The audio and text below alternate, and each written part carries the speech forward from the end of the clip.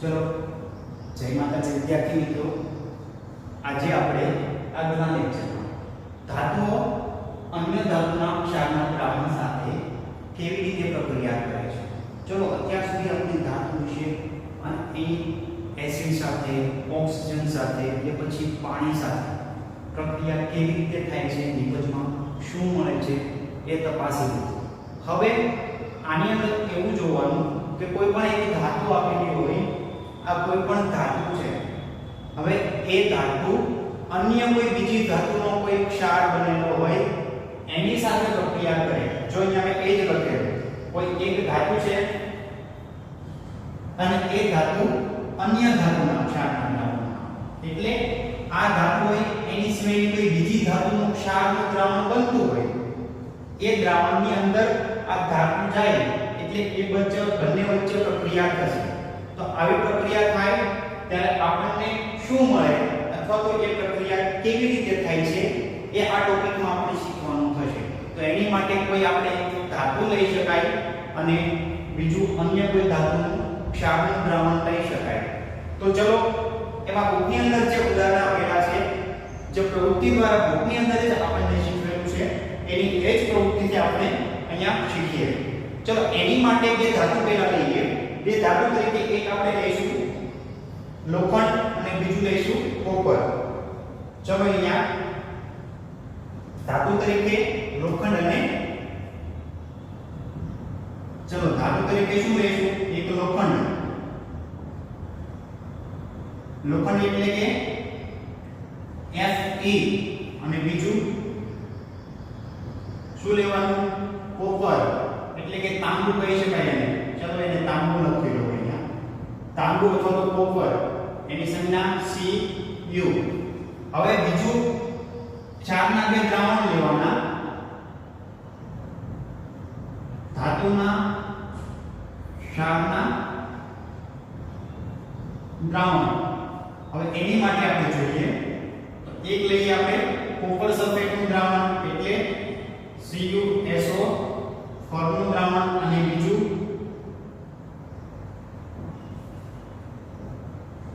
FeSO ફોર્મનું દ્રાવણ એટલે iron sulphate અને કોપર સલ્ફેટ. આ બંનેનું દ્રાવણ લેવાનું છે, જે બંને ક્ષાર કહેવાય. આ પણ ક્ષાર છે, સામેનો એ પણ ક્ષાર. એટલે બે ક્ષારના દ્રાવણ થઈ ગયા અને બે ધાતુ થઈ ગઈ. હવે આની અંદર આપણે પ્રક્રિયા સમજવી છે. તો પ્રક્રિયાની અંદર જો પહેલા જે ધાતુ લ્યો છો તે ધાતુ સિવાયનો અન્ય ધાતુનો ક્ષાર હોય એની સાથે પ્રક્રિયા કરવાની. દાખલા તરીકે અહીંયાથી તમે ધાતુ તરીકે લોખંડ લેતા હોય, લોખંડ એટલે કે Fe. હવે એની પ્રક્રિયા તમારે નીચેના ક્ષાર સાથે કરવી છે તો તમે Fe ની FeSO સાથે પ્રક્રિયા ન કરી શકો, કેમ કે આ જે ધાતુનો ક્ષાર છે એ કયો? Fe નો, એટલે કે લોખંડનો જ ક્ષાર છે. એટલે અહીંયા લોખંડની પ્રક્રિયા એના એક ક્ષાર સાથે નથી કરવાની, અન્ય કોઈ ધાતુ હોય એના ક્ષાર સાથે કરવાની છે, અન્ય ધાતુના ક્ષાર સાથે. તો આપણે કોપરનો ક્ષાર અહીંયા છે, તો લોખંડની પ્રક્રિયા આપણે કોપરના ક્ષાર સાથે કરીએ, અને જે તાંબુ એટલે કોપર છે એની પ્રક્રિયા આપણે અહીંયા લોખંડના ક્ષાર સાથે કરીશું. એટલે એકબીજાની આપણે પ્રક્રિયા એકબીજા સાથે કરીએ તો જોઈએ અહીંયા શું બનશે. એની માટે પ્રવૃત્તિમાં આપણને જે આપેલું છે કે બે કસનળી લઈએ. બે કસનળીની અંદર અહીંયા આપેલા ક્ષારના દ્રાવણો અલગ અલગ લઈએ. ચલો અહીંયા ધ્યાન આપો. બે કસનળી અહીંયા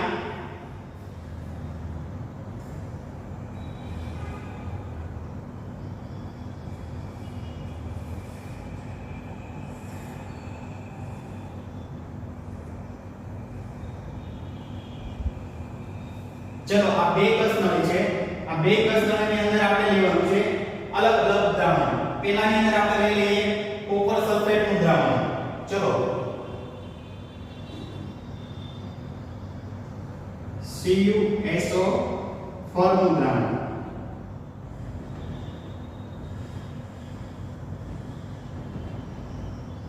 બીજાની અંદર કઈ લઈશું?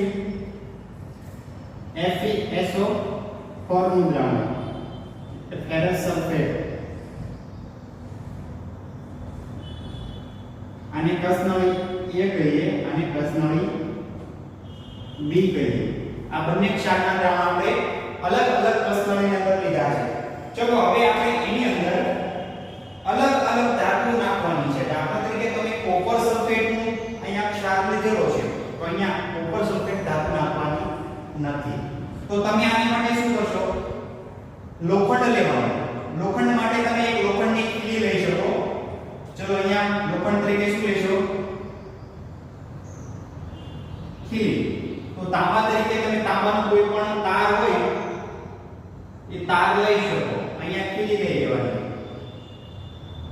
ચલો હવે આની અંદર કોપર સલ્ફેટનું જે દ્રાવણ છે એની અંદર તમારે ફેરસ એટલે કે લોખંડની ખીલી જે અહીંયા લીધેલી છે એ નાખવાની રહેશે।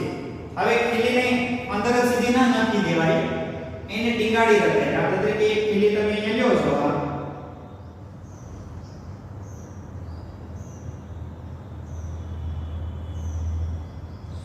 આ ખીલીને ઉપર આમ બાંધીને રાખવાની બહાર, અને અહીંયા જોવાનું આ જે અહીંયા આપણે ભરેલું છે કોપર સલ્ફેટ, હવે આને અડધી કલાક કે 20 મિનિટ આજુબાજુના સમયગાળા સુધી એમ નામ રહેવા દેવાનું। આ જે લોખંડની ખીલી અહીંયા લખી નાખીએ આપણે, આ શું છે? લોખંડની ખીલી। હવે બીજું સામે જે કસનળીની અંદર FeSO4 એટલે ફેરસ સલ્ફેટ, એની અંદર શું લેશું? બીજી ધાતુ એટલે કે ફેરસ સિવાયની બીજી ધાતુ કોપર છે, તો કોપરનો તાર છે, તો આની અંદર તમે કોપરનો તાર નાખી શકો, એને પણ ઉપર બાંધી રખાય। આ શું છે? કોપરનો તાર। ચલો અહીંયા કસનળી A અને કસનળી B બેની અંદર આ નિરીક્ષણ જો અવલોકન કરવાનું હોય તો આ બેને 20 મિનિટ કે 30 મિનિટ આજુબાજુના સમયગાળા માટે આ બંનેને કોઈ પણ અડક્યા વગર થોડીવાર રાખી મૂકીએ। હવે 20 મિનિટ કે 30 મિનિટ પછી આનું અવલોકન કરશું તો આપણને જણાશે કે જ્યાં કોપર સલ્ફેટનું દ્રાવણ પહેલા જે ભૂરા વાદળી રંગ જેવું હતું એ કોપર સલ્ફેટનું દ્રાવણ હવે આછું થઈ જશે, એટલે એનો જે વાદળી ભૂરો રંગ કંઈક હતો એ ઓછો આછો થઈ જશે અને કંઈક આ રંગહીન દ્રાવણ જેવું દ્રાવણ બની જશે। અને જે અંદર તમે ખીલી નાખેલી છે એ ખીલી બહાર કાઢીને તમે 20 મિનિટ 30 મિનિટ પછી જોઈશો તો ખીલી ઉપર એક કથાઈ રંગનું આવરણ ચડી જશે। ખીલી તમે બહાર કાઢીને જોશો તો આ ખીલી જેટલી ડૂબેલી હતી એ ખીલી ઉપર કથાઈ રંગનું આવરણ ચડી ગયેલું જોવા મળે છે।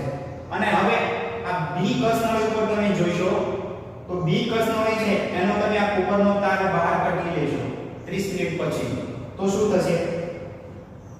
એ જેવો જ અંદર નાખેલો હતો એવો ને એવો તાર બહાર આવશે, અને અંદર જે તમે ફેરસ સલ્ફેટનું દ્રાવણ લીધું હતું એનો જે રંગ હતો એ રંગ પણ એનો એ જ રહે છે। એટલે એમાં પહેલા હતું એવું એવું રહે છે, કંઈ એમાં તફાવત બનતો નથી, કંઈ ફેરફાર થતો નથી। માત્ર ફેરફાર એ કસનળી છે આની અંદર રહે છે, કેમ કે એમાં તમે જે લોખંડની ખીલી નાખેલી અને કોપર સલ્ફેટનું દ્રાવણ લીધું તો કોપર સલ્ફેટનો રંગ આછો થઈ જાય છે અને ખીલીની ઉપર કથાઈ રંગનું એક આવરણ ચડી જાય છે। માટે એવું સમજી શકાય કે બી ની અંદર પ્રક્રિયા નથી થતી, જ્યારે બી ની અંદર પ્રક્રિયા થાય છે અને બંનેમાં કંઈક ફેરફાર થાય છે।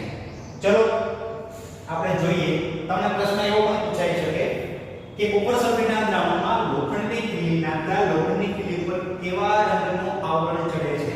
તો લખજો આના ઉપર કથ્થાઈ રંગનું આવરણ ચડશે, કથ્થાઈ રંગનું આવરણ ચડી જાય છે। ચલો અને નીચે તમને અંદર એક ધાતુ મળશે છે કોપર ધાતુ હોય। આપણે પહેલા જોઈએ કે પ્રક્રિયા કેવી રીતે થતી હશે બંને પહેલા। હવે આની અંદર આપણે બે પ્રક્રિયા, એક લોખંડની ખીલી અહીંયા સમજીએ, લોખંડની ખીલી એટલે Fe, એની સાથે આપણે પ્રક્રિયા કોની થાય છે? કોપર સલ્ફેટ એટલે CuSO4। સામે નિપજ તરીકે આપણે જોઈએ તો શું બને છે? ફેરસ છે એ અહીંયાના આ જે ઋણ આયન છે, આ ધન આયન ને આ ઋણ આયન એ બે એકબીજા સાથે જોડાઈ જાય છે એટલે ફેરસ સલ્ફેટ બની જાય છે। અહીંયા લખીએ આપણે FeSO4 અને નિપજ બીજી એક મળશે. હવે કોપર ધાતુમાં એકલી રહી જશે એટલે SO4 તો પૂરું થઈ જાય છે. હવે કોપર સલ્ફેટ અહીંયા માત્ર કોપર એટલે Cu ધાતુ તરીકે આપણને અલગ મળશે. તો આ પ્રક્રિયામાં જુઓ એ સમજવાનું છે કે ફેરસ એટલે કે લોખંડ છે. લોખંડ દ્વારા કોપરનું વિસ્થાપન થાય છે અને અહીંયા આપણને કોપર ધાતુ મળે છે.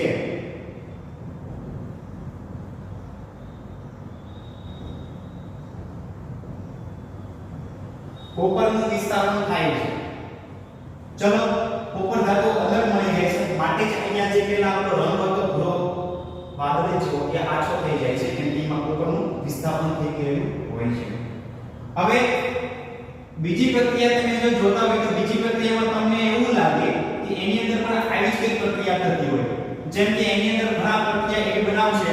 દાખલા તરીકે કોપરનો તાર છે તો અહીંયા બધા લખશે કે કોપર, પછી એની સાથે બીજું દ્રાવણ કયું છે દ્રાવણ લખશે કે FeSO4 નું દ્રાવણ. અને જેમ અહીંયા ઉપરથી એવી રીતે અહીંયા કરશે કે આ Cu છે અને SO4 છે એ બે જોડાઈ જાય અને ઘણા કરશે અહીંયા કે CuSO4 અને કહેશે કે હવે તો અહીંયા Fe એટલો બધો તો અહીંયા બધા લખી નાખશે નીચે અહીંયા કે Fe ધાતુ એટલી છૂટી પડે આવું બધા લખશે. પરંતુ આ પ્રક્રિયા સાચી પડે છે, આ પ્રક્રિયા સાચી પડતી નથી. કેમ? તમે આ બેમાં જોઈ જોયું કે પ્રક્રિયા માત્ર A ટેસ્ટ ટ્યુબની અંદર થાય છે અને આનો રંગ પણ આછો પડે છે અને ખીલી ઉપર આવરણ પણ ચડે છે. જ્યારે B ની અંદર કોઈ ફેરફાર થતો નહીં. મતલબ કે B ની અંદર આ જે આ A ની પ્રક્રિયા આ B ની પ્રક્રિયા છે તો B ની પ્રક્રિયા થતી નથી, A ની પ્રક્રિયા થાય છે. તો B ની ઉપર પ્રક્રિયા નથી થતી મતલબ કે આ રાસાયણિક પ્રક્રિયા નથી થઈ શકતી તો આ ખોટી પડે. શા માટે ખોટી પડતી હોય એ જ સમજવાનું છે આની અંદર. તો એવું સમજી શકાય કે કોઈ પણ તમે ધાતુ લેતા હોય આ ધાતુમાં દરેક ધાતુ છે એ સમાન પ્રતિક્રિયાત્મકતા દર્શાવતી નથી એટલે કે સમાન સક્રિયતા ધરાવતી નથી. દાખલા તરીકે તમે ઓક્સિજન સાથે એની પ્રક્રિયા કરો અથવા તો પાણી સાથે એની પ્રક્રિયા કરો અથવા તો નહીં પાણી કે નહીં ઓક્સિજન એની સિવાય તમે એસિડ સાથે પ્રક્રિયા કરો તો બધી જ ધાતુઓ આ બધા જ સાથે સમાન ક્રિયા કરતી નથી અથવા તો સમાન દરે ક્રિયા કરતી નથી. બધાની કોઈકની ઝડપ તીવ્ર હશે, કોઈકની ઝડપ ધીમી હશે અથવા તો કોઈ પ્રક્રિયા નહીં પણ કરવી હોય આવું પણ બને છે.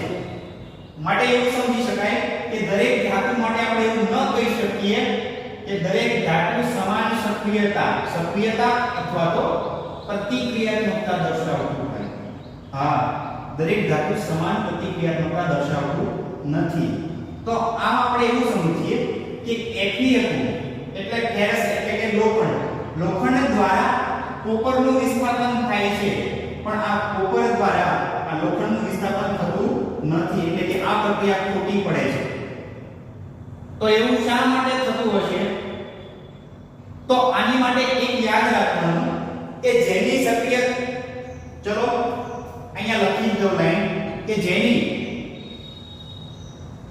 પ્રતિક્રિયાત્મકતા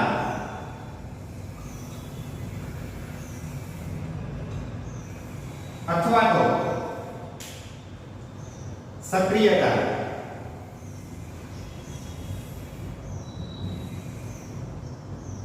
વધારે હોય તે ઓછી સક્રિય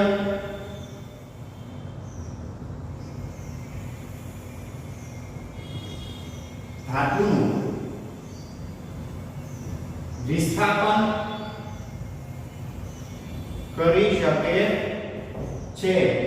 ચલો આ યાદ રાખવાનું કે જેની પ્રતિક્રિયાત્મકતા અથવા તો સક્રિયતા વધારે હોય તે ઓછી સક્રિય ધાતુનું વિસ્થાપન કરી શકે છે. તો અહીંયા તમે જુઓ Fe છે એ કોપરનું વિસ્થાપન કરે છે એટલે કે કોપરને છૂટું પાડી શકે છે. તેમાંથી કોપર સલ્ફેટમાંથી કોપરને એકલાને અલગ પાડી શકે છે. તો એનો મતલબ એવો થયો કે Fe ની સક્રિયતા વધારે છે તો જ તે ઓછી સક્રિય ધાતુનું વિસ્થાપન થતું હોય. તો તમને એવો પ્રશ્ન પૂછે કે ફેરસ એટલે કે લોખંડ અને કોપર આ બે માંથી કોની પ્રતિક્રિયાત્મકતા અથવા તો કોની સક્રિયતા વધારે છે અને કોની ઓછી. તો આના ઉપરથી તમે સમજી શકો કે ફેરસ આનું વિસ્થાપન કરી શકે તો આની સક્રિયતા વધારે હશે અને એની સાપેક્ષમાં ઉપરની સક્રિયતા ઓછી હશે. તો નીચેની પ્રક્રિયામાં જોઈએ. નીચેની પ્રક્રિયામાં કોપર છે Fe નું વિસ્થાપન નથી કરતું કેમ કે આ પ્રક્રિયા ખોટી છે એવું મેં તમને કીધું. શા માટે નથી કરતી? કેમ કે સક્રિયતા Fe ની વધારે છે કોપરની નહીં. કોપરની વધારે હોય તો આનું વિસ્થાપન થાય, બાકી વિસ્થાપન થાય નહીં. તો આ પ્રક્રિયા ખોટી પડશે. માત્ર ઉપરની જે પ્રક્રિયા છે એ જ બને છે, નીચેની પ્રક્રિયા બનતી નથી. તો એવું આ નીચેનું જે સક્રિયતા વધારે તે ઓછી સક્રિયતાનું વિસ્થાપન કરી શકે. ઓછી સક્રિય હોય તે ઊંચી સક્રિયતા વાળું વિસ્થાપન ક્યારેય કરી શકતી નથી. ચલો અહીંયા જોઈ જુઓ, પછી આપણે આગળનો ટોપિક લઈએ. ચલો એક બધા માટે એક સામાન્ય પ્રક્રિયા લખી શકાય તેવી કે અહીંયા તમે લો છો કે એક ધાતુ, અહીંયા લખી દઉં નીચે,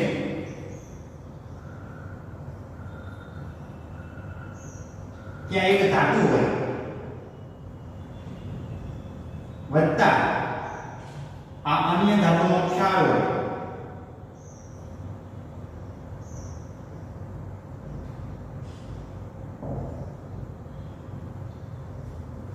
આવી રીતે પણ લખી શકો અથવા તો આને નામ આપવું હોય તો આને એવી રીતે કહી દો કે A ધાતુ છે અને અહીંયા નામ આપી દો કે આ B ધાતુનો ક્ષાર છે. તો તમને વધારે સમજાય. તો એવી રીતે કરો તો શું નિપજ તરીકે મળે?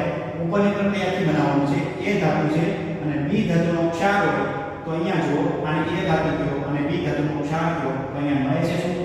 A ધાતુનો ક્ષાર મળી જાય છે. તો અહીંયા આપણે લખીએ કે A ધાતુનો ક્ષાર અને નિપજ તરીકે શું મળે છે? જે B ધાતુનો અહીંયા ક્ષાર મળશે તો B ધાતુ મળશે. અહીંયા B ધાતુનો ક્ષારમાંથી B ધાતુ, એટલે આ પ્રક્રિયા યાદ રાખવાની. દરેક માટે આ સાચું પડશે કે A ધાતુ હોય એ B ધાતુના ક્ષાર સાથે પ્રક્રિયા કરે તો A ધાતુનો ક્ષાર બનશે અને B ધાતુનું વિસ્થાપન થઈને છૂટી પડશે. તો આ તમારે યાદ રાખવાનું જે દરેક ધાતુ માટે સાચું પડશે. ચલો જોઈ જુઓ. હવે પછી આગળનો ટોપિક લઈએ આપણે.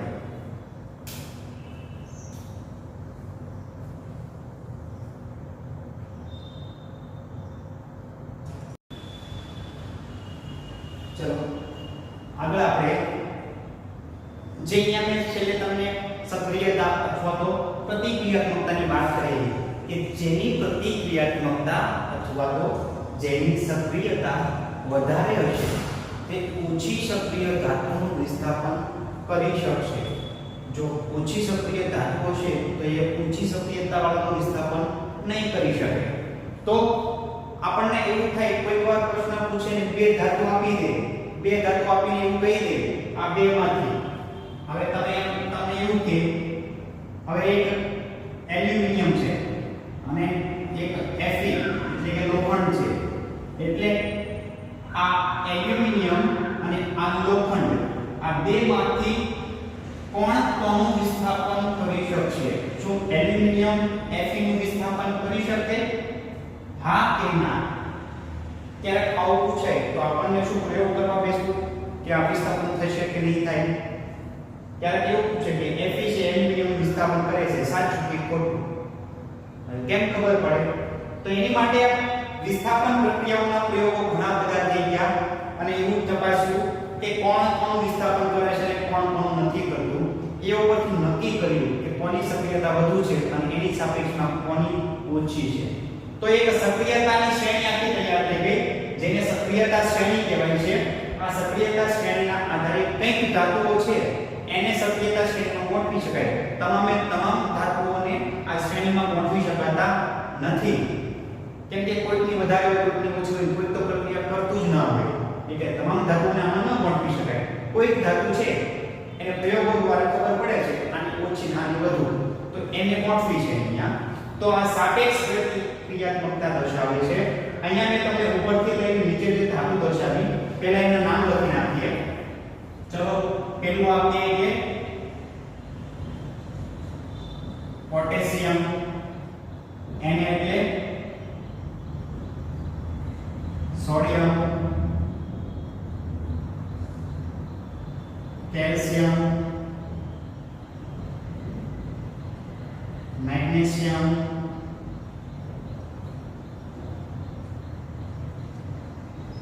એલ્યુમિનિયમ, ઝીંક, આયર્ન અથવા ફેરસ અથવા લોખંડ આપણે આયર્ન, લેડ,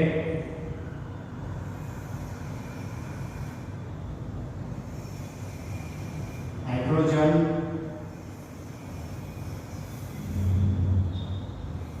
કોપર, Hg એટલે મર્ક્યુરી, Ag એટલે સિલ્વર, Au એટલે ગોલ્ડ.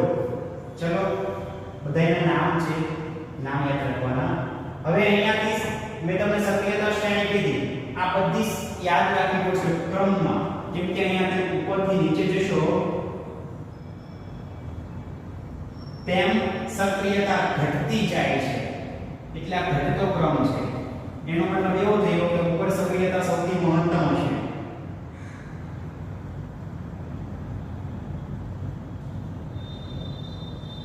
સૌથી વધારે હોય. જેમ નીચે જાવ તેમ ઘટે, અને અહીંયા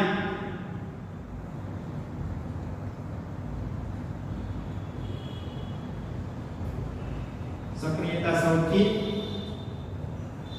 ઓછી થાય. એટલે આ ઉપરના સૌથી તમને આમાંથી પૂછે કે અહીંયા આપેલા તત્વોમાંથી કોની સક્રિયતા સૌથી વધારે છે, તો તમને પૂછે તો પોટેશિયમ સક્રિયતા સૌથી વધારે,